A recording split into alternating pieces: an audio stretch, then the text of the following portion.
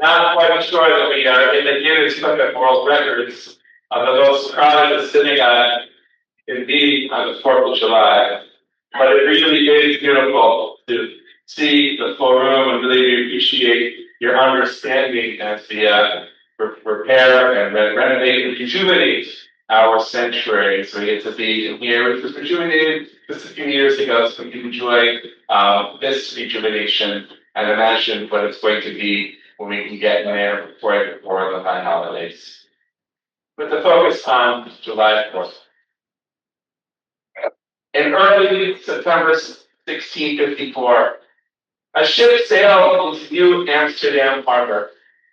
On this ship were 23 Jews fleeing the Portuguese Inquisition in Brazil. The governor of New Amsterdam, Peter Stuyvesant, petitioned the Dutch West India Company.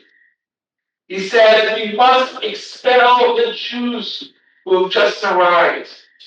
We know they are usurers, and they're going to be burdens on our society." When Stuyvesant's letter is read to the board back in Amsterdam, the Jews of the board speak up. By the way, it is customary here in Holland to treat the Jews as equal. Is New Amsterdam an extension of the Netherlands? And by the way, several of the board members of this company are Jewish themselves. Hint, hint, hint. Stuyvesant is told the Jews have to remain. New Amsterdam, and then obviously New York, became the megapolis global business hub because people from around the world came to trade their wares. The result was a town of people from many cultures, speaking different languages and worshiping in diverse ways. It turns out that diversity is more profitable than homogeneity. It is my thesis that this successful experiment of diversity saved the Jews of the world and saved us for history. Maybe, just maybe, the cycle of Jews being invited into a country, only then to be subject to persecution and then expulsion, would come to an end. Could the Jews in this new world be saved finally? But I have to note, as a rabbi, yes, our focus is on Jewish history and Jewish revival. But we cannot forget that this country was founded on exploitation and dehumanization, and that people experienced genuine pain and bloodshed to bring about what we have today. But that's for another time. As John 1776, the American Revolution, the 13 colonies are also quite diverse. We have the Puritans in New England, Quakers in Pennsylvania, the Patricians in Virginia. These 50 colonies, if they were going to unite, needed to unite on something besides tribe and ethnicity.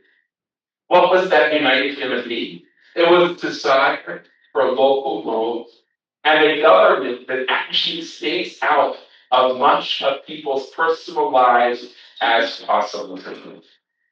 The revolution we know succeeded. And this diversity that really does bring success is enshrined in our Constitution and, of course, in the First Amendment and the Bill of Rights. No establishment of religion, no religious test to take a position in this new government. It seems finally for the Jews, the cycle of state-sponsored violence and expulsion is finally broken. We have made it. Yes, there are still challenges for us Jews, and we're going to discuss them in future weeks.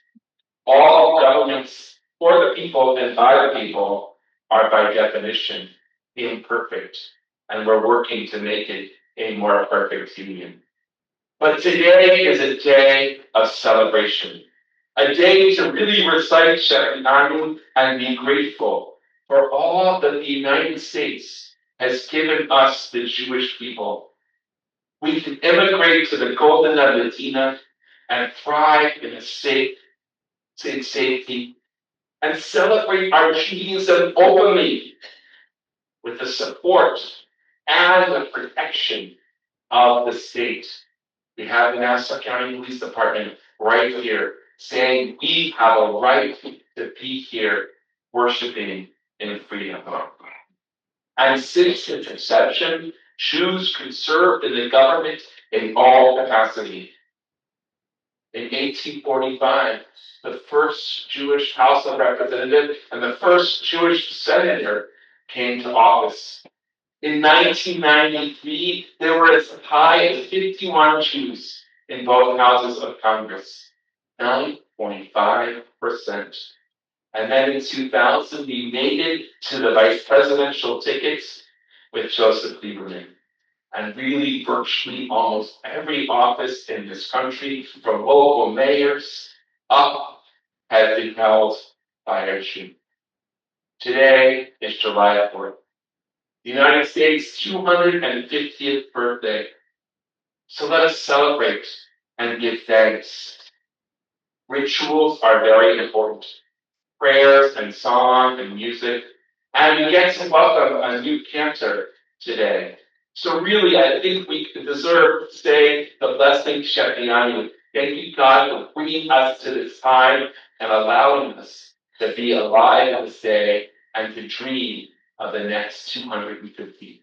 So please join with me. Baruch atah Adonai Eloheinu